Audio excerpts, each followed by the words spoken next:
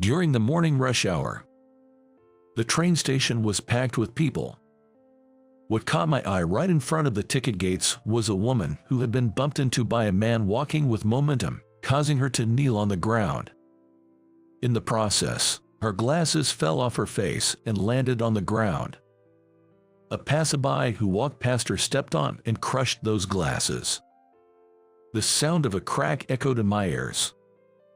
In shock from the scene unfolding before me, I quickly approached the woman and spoke to her. "Are you okay? My name is John. I'm a 42-year-old single man who has never been popular with the ladies, having no girlfriend for as long as I've lived. Since graduating from college, I've always worked at the headquarters of a major travel agency, living a life without any significant promotions. I don't really have any hobbies, and my only pleasure is going to explore cafes on weekends. I don't have any friends to hang out with either. But I always thought I was pretty happy. The job is easy, my income is stable, and financially, I'm doing just fine. My parents back home are healthy, without any illnesses, living their lives in good spirits. However, a time came that threatened my peaceful life. There was a change in my department's management. The new boss was named Richard, 5 years older than me, and he had a terrible attitude, always picking on others. He always made fun of me for being single. "Is that why you're over 40 and still can't get married? I guess even women can tell when a guy's incompetent at work, huh?" Every day, I was subjected to such constant snide remarks, and no matter what I did, I was always criticized. This wore me down mentally, and the little motivation I had for my job completely vanished. I admit, I'm not the best at my job. I'm clumsy, slow, and I tend to make careless mistakes. It's hard for me to learn new things, and I just mechanically go through my daily tasks without being able to adapt to unexpected situations. Still, I believed I was doing my best in my own way, but to my boss, I seemed to be nothing but a source of irritation. Then one day, I got a sudden call from my boss, Richard, who was on a business trip in a remote area, perhaps somewhere like Nebraska, and he was furious. "John, you gave me the wrong time for today's meeting, didn't you?" The client was livid. "What are you going to do about it?" "Wait, what are you talking about? You told me the meeting was at 4 p.m., right? It wasn't at 4 p.m., it was at 2 p.m. We were 2 hours late. Do you realize how embarrassing that was?" "But, I clearly told you it was at 2 p.m. "Shut up. Just shut up, you useless fool." I remember clearly telling him it was at 2 p.m. It wasn't my mistake. But Richard wasn't willing to listen. "Because of you, we couldn't seal the deal with the client's hotel. We traveled all the way out here for nothing. This is on you, and you will be held responsible. Today's meeting is with a long-established luxury inn in a popular tourist destination. If we couldn't secure a contract with them, it would be a significant blow to our company." From that day on, the headquarters was bustling, searching for alternative inns and making changes to our plans. And just as Richard had said, in April of the following year, I was transferred from the headquarters to a branch in the suburbs. It's what you'd call a demotion. The branch was over an hour-and-a-half commute from my home. But I felt relieved to be away from Richard. Being a perpetual rank-and-file employee with no hopes of promotion, I thought a demotion wouldn't matter much. That's what I tried to convince myself of. I figured I'd get used to the customer service tasks I wasn't fond of over time. On my first day at the new job, I saw a woman fall at the station and approached her to help. "Are you okay? Are you hurt?" The woman took my hand and slowly got up. "I can't find my glasses. I can't see anything without them," she said with concern. But her glasses had been smashed on the ground. When I explained this to her, she looked distressed. "What am I going to do? The optician won't be available at this hour. I can't go to work like this."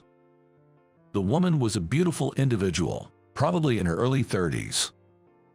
"Do you have a spare pair of glasses at home?" I asked, and she nodded. Yes, I have an old pair I used to wear. In that case, let your workplace know you'll be late and head back home. I'll guide you to the taxi stand. Really, thank you so much for your kindness. She bowed deeply in gratitude. Afterward, I let her hold onto my arm and led her to the taxi stand in front of the station. She thanked me repeatedly, got into a taxi, and left. Darn it, I need to get to the office quickly. Today's my first day at the new branch I've been transferred to. Helping a woman with broken glasses at the station and then being late was totally unexpected. I hurriedly arrived at my workplace and checked the time, luckily making it right before the start time. I quietly peeked inside and approached the oldest-looking guy in the room. Though, he only seemed to be in his mid-30s. He looked younger than me. Hello, I'm John, transferred here from the headquarters. Oh, you're John. I've heard about you. I'm Mike, the assistant manager. The branch manager will be a bit late today. Saying this, Mike began giving me instructions. John, this is your desk. First, please familiarize yourself with all the brochures we have on display at the front. Understood. I followed his instructions, picking up each travel brochure from the front and began reviewing them at my desk. About an hour later, a woman entered the office. Good morning, Emily. Mike greeted her. Morning, sorry I'm late. I looked up from my desk to see her face. Oh, I couldn't help but exclaim. Turns out, the woman referred to as the manager was the same woman I helped at the station this morning, the one who broke her glasses. However, she didn't seem to recognize me. It made sense. She couldn't see my face back then without her glasses. Have we met somewhere before? She asked with a puzzled look after I unintentionally raised my voice. No, I mistook you for someone else. I blurted out the response without thinking. I see. I'm the branch manager, Emily. Nice to meet you. She said with a smile, her brown-framed glasses suiting her perfectly. And so, my first day at the branch began. That evening, the staff threw a welcome party for me. We gathered around a table at a local bar near the office, toasted, and engaged in various conversations. Emily sat next to me. Honestly, having a boss who's probably a decade younger and a woman at that seemed a bit awkward. But once I got to know her, I found that Emily was a very polite woman who showed proper respect for her elders, even to a subordinate like me. At the same time, she didn't hold back when she needed to say something as a superior, making it easy to work with her. You work at a slow pace, but you are very meticulous, aren't you? With your calm and gentle way of speaking, I bet the customers feel at ease. Emily complimented me like that. Even when I made small mistakes, she said, everyone makes mistakes. As long as you take responsibility and handle it properly, it's all good. She would encourage me. I grew quite fond of her. She's a stark contrast to my former boss. She's a good person. Not just the manager, but all the staff were kind and cheerful, creating a warm and friendly work environment. Thanks to Emily, I gained confidence, gradually got used to the customer service tasks, and began to enjoy my work. Seeing the satisfied faces of the customers I attended to gave me a pleasant sense of accomplishment. However, one day after work, I decided to grab a drink and a bite to eat. I stopped by a local tavern near the office by myself. Isn't that Emily and the assistant manager? Unaware of my presence, they were engaged in a conversation. If things keep going this way, our branch is headed for closure. We only have a month left until the headquarters deadline. Catching up now seems tough. Closure, what's going on here? I couldn't help but eavesdrop on their conversation. Emily, noticing me, seemed taken aback. John, did you hear our conversation? Emily, what do you mean by closure? What's going to happen to our branch? To all of us? Well, now that you've heard, It's only fair to fill you in, she sighed. I was invited to join their table. The truth is, our branch has the lowest sales in the entire country. The headquarters told us that if we don't move up to at least the top 20 by the end of next month, they'll close our branch. Top 20, that's a tall order. Our company has over 50 branches nationwide. Jumping from the very bottom to more than halfway up the rankings seems almost impossible. With these thoughts, I looked at Emily's face, and she looked as if she was on the verge of tears. I love everyone at our branch so much, but if we close down, everyone will be scattered apart. I just can't bear that thought. Tears welled up in her eyes as she spoke. Seeing her like that, I couldn't help but muster all my courage and say, "Don't worry, Emily. We still have time. Let's aim for a spot in the top 20 sales. First, we need to discuss this with everyone and pull together as a team." "You're right, John. We should definitely talk to everyone." The next day, Emily addressed the entire branch staff during the morning meeting, seeking their cooperation. "If anyone has a good idea that could increase our sales, please don't hesitate to suggest it." Upon hearing Emily's words, Mike quickly raised his hand. "Emily, how about we reconsider the layout of the store? Change the layout. Well, it might be worth a try. How about rearranging the brochures to make them more visible? What if we adjust the direction of the lighting? It feels a bit dim as it is. How about creating handwritten display signs? What about distributing flyers in front of the train station?" Ideas were pouring in from the staff. A few days later, the store was noticeably brighter and livelier. Could it be due to the flyers we've been handing out near the train station? More customers started to visit our store. If things keep going this way, our sales might see a significant boost. I've been putting in overtime every day. After getting home, I read potential helpful books to increase sales, and I researched on the internet. I even gave up my days off to help distribute the flyers. This was the first time I'd ever been so consumed with my job, but it didn't feel like a burden. On the contrary, every day felt exciting. Striving towards a goal, it's such a joyous feeling. For the 20 years I spent at the headquarters, I dealt with the monotony of the same tasks every day, never feeling the satisfaction or motivation. The days felt so dull.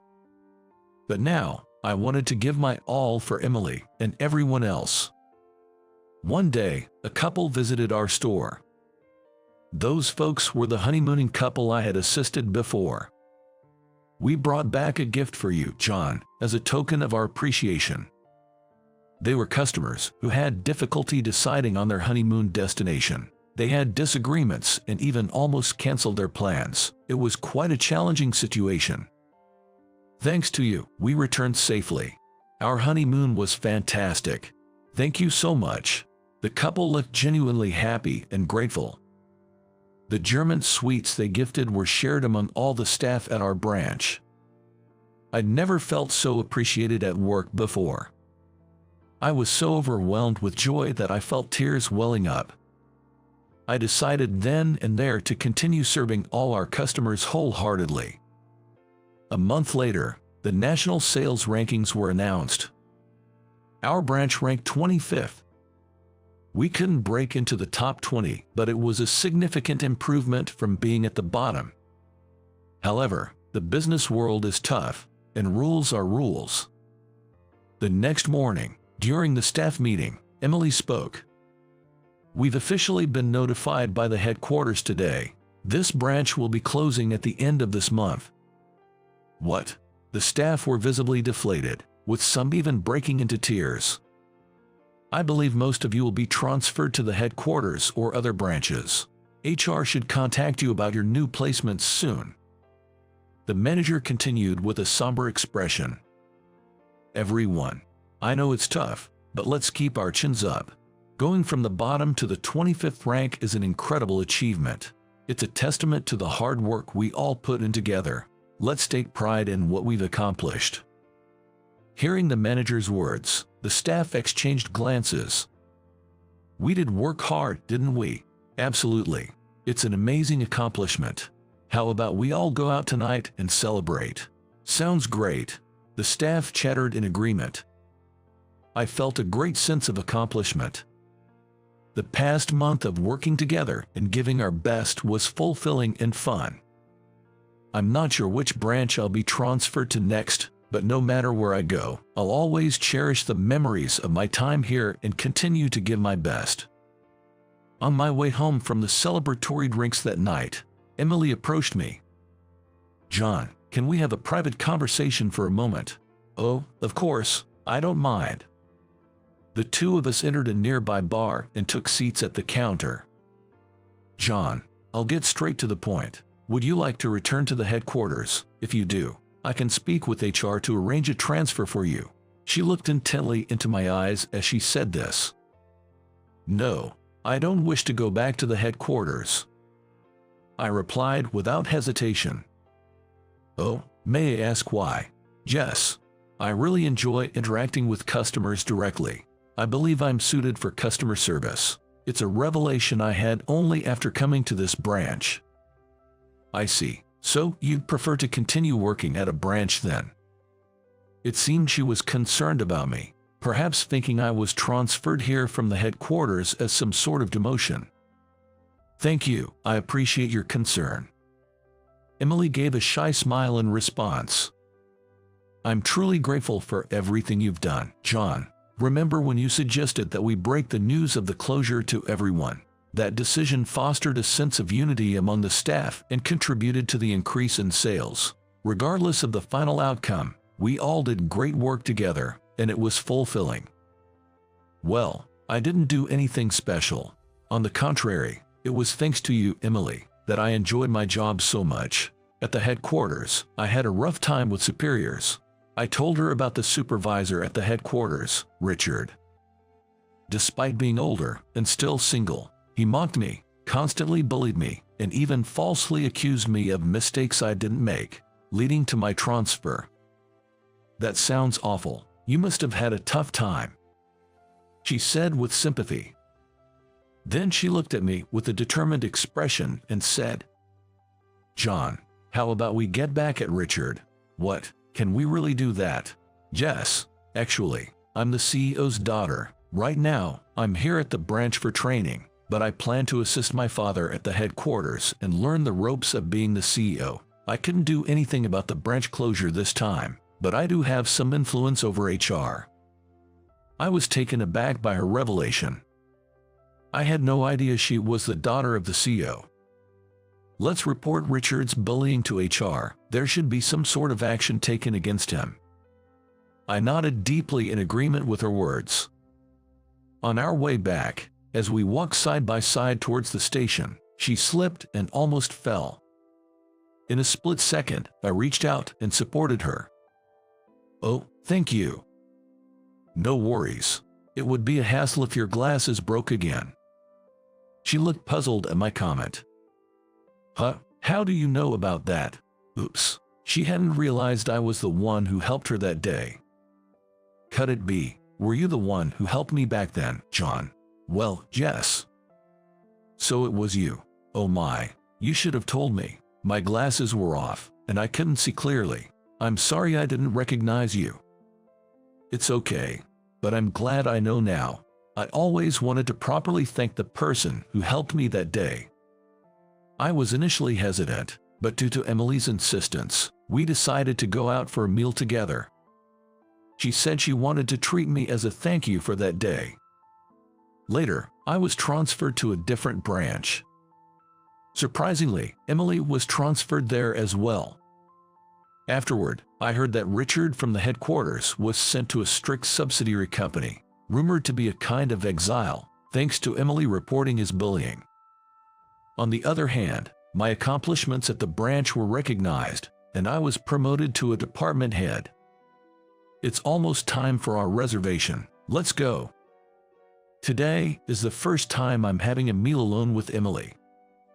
Even though I'm nervous, I'm really looking forward to it and hope this will be an opportunity to deepen our relationship. I'm very content with my new job, where I find the work enjoyable and fulfilling.